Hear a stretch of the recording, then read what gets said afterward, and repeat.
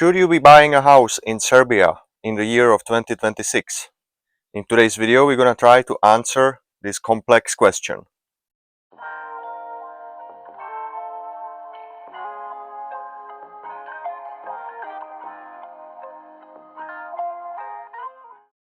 When buying property overseas, you're not only buying the piece of land, house, or anything of that sort, the physical object, you are actually buying yourself the legalities of the whole process.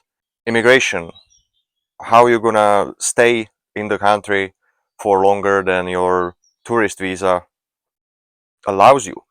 So from this perspective, Serbia stands out to a lot of other countries in the whole world actually, because they do have absolute ownership of family houses to foreigners. Persons from abroad, they cannot own land easily. For that you need Serbian entity. From now on, I will be strictly addressing family homes that will actually give you the right to stay in Serbia if you comply with all the other rules and regulations. Contrary to other countries where you can also buy properties, but the property doesn't give you any legal status, in Serbia it is so, and this is the enormous advantage for anybody from outside the EU countries, where EU citizens have the privilege to, for example, choose from Portugal, Spain, Romania, all the other countries, and even Bulgaria now, all the other countries that have theoretically cheap properties. You can buy a house and then what? You go there as a tourist, you have the paper document of ownership, but after 3 months usually, depends on the strength of your passport, you'll be asked to leave and come back after 3 months. This is the Schengen visa, very annoying policy. 3 months in, 3 months out. Your usual border runs, like somewhere around Latin America or Asia, will not do you any good. It is quite strictly enforced. For that reason, Serbia is the #1 place to secure your residence. And now a hornet is coming. I need to make my departure! Okay, so the hornet got the treatment he deserved for interrupting my video. To close off this legislative chapter, I would like to say that if I would know of any other place in the world than Serbia, which is so favorable to all the passports to come and obtain residency based on property ownership, I would definitely go and investigate.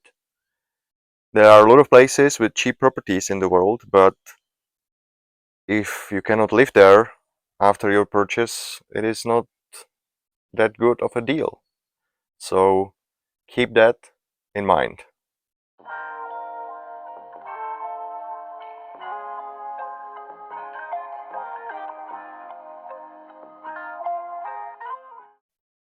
Old saying in the property business is location, location, location. And so in this part, we're gonna address where in Serbia you should be buying. And this depends obviously a lot on your budget. If money is not an issue, then of course you just pick a spot on the map and you'll find something.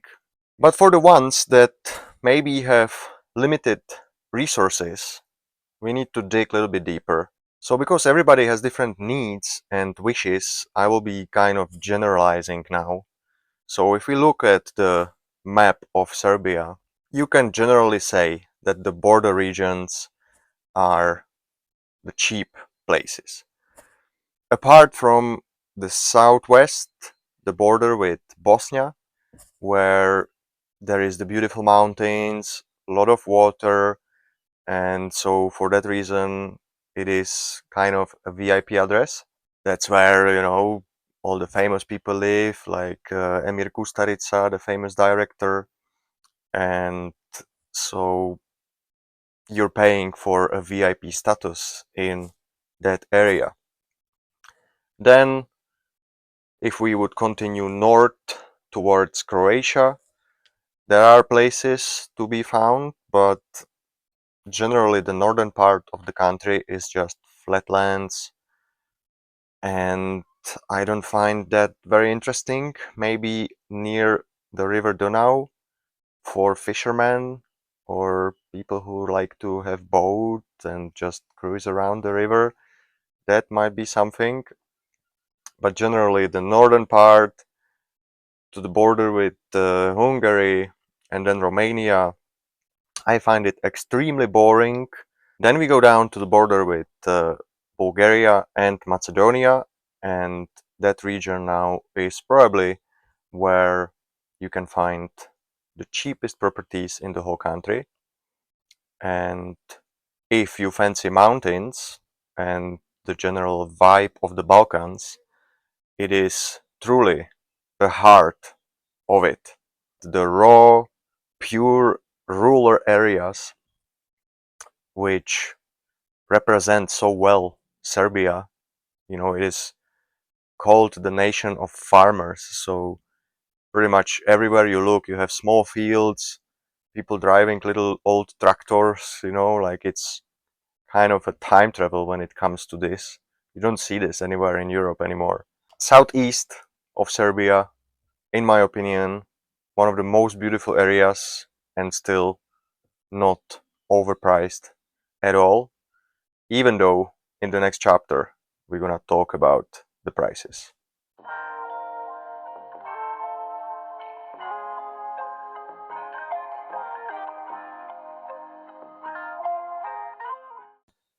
If you watched all the way till here, I would like to ask you to subscribe and leave a like to help me promote the channel and fight the algorithm. And most likely you're interested in how much money you need to have on the side to be able to find yourself a place under the sun in Serbia. So to explain this, I'll shortly give you the version of my story here, because it is already 5 years since I first came here and bought this place actually. It was during the pandemic, the market was illiquid, not much action going on. So I found myself in a lucky position and I was able to buy this place for less than 5,000 euros, which would be now a wet dream in all around the country. It is still possible if you gonna make some local connection, you're gonna drive around.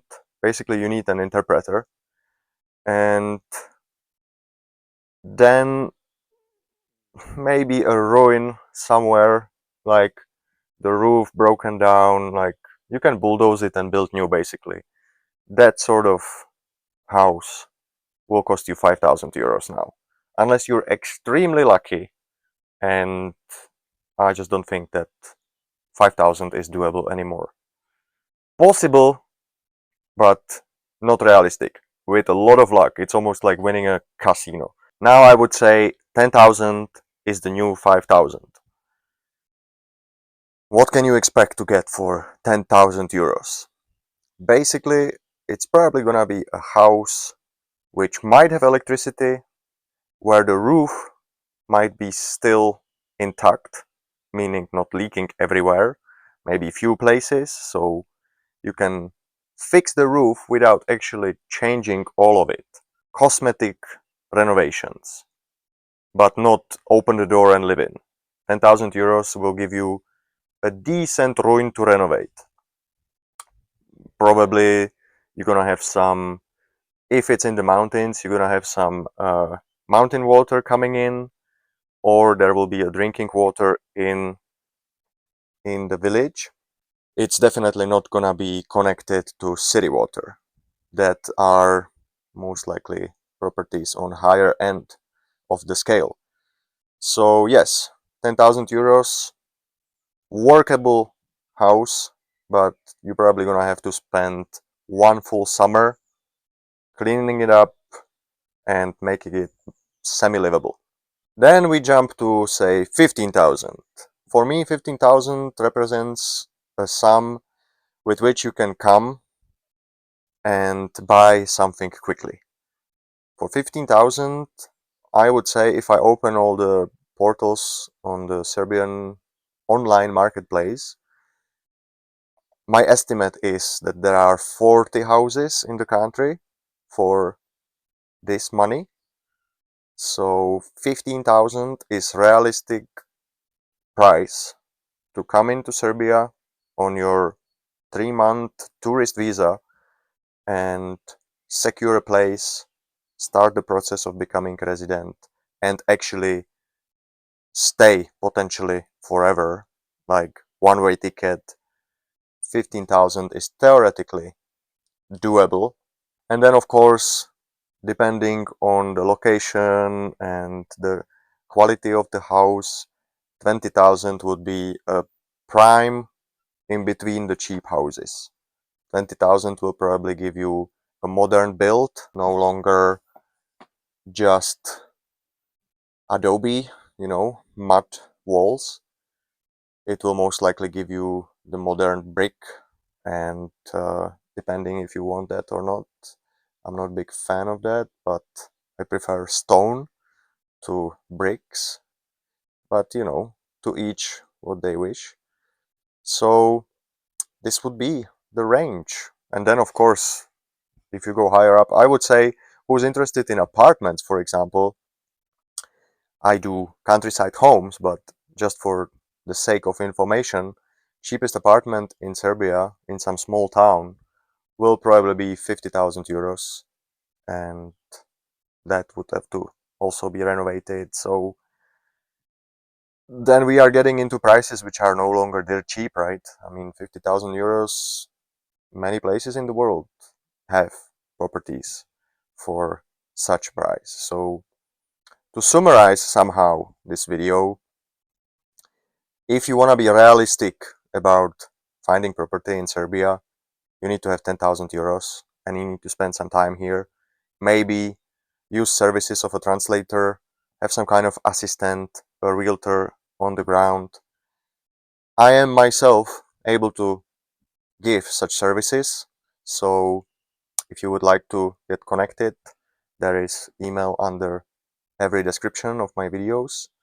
So feel free to get in touch, and if you're not that serious, maybe just leave a comment so I have a topic to talk about next time.